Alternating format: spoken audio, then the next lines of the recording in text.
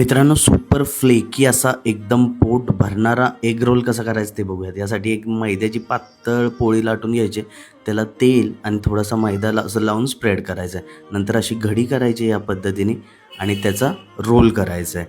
जास्त ताकद लावून करायचं नाही आहे, आपल्याला लेयर्स मेंटेन करायचे आहेत. लाटताना पण जास्त प्रेशर द्यायचं नाही आहे.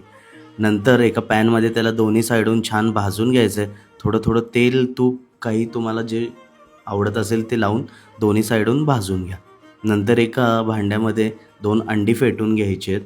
त्याच्यात थोडंसं मीठ आणि काळी मिरी टाकून तुम्हाला अजून काही सीझनिंग्स पाहिजे असतील त्या तुमच्या चॉईसप्रमाणे तुम्ही ॲड करू शकता.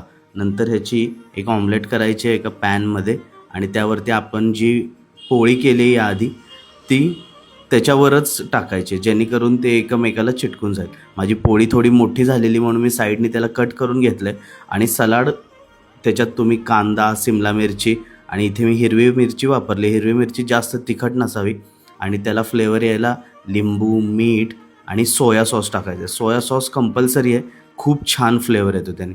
मेयोनीज तुम्हाला पाहिजे असेल तर घालू शकता. हा एक रोल तुम्ही सकाळी ब्रेकफास्टला खाल्लात ना, तुम्हाला दुपारपर्यंत अजिबात काही भूक लागणार नाही आहे. नक्की ट्राय करा ही रेसिपी आणि कशी वाटली सांगा.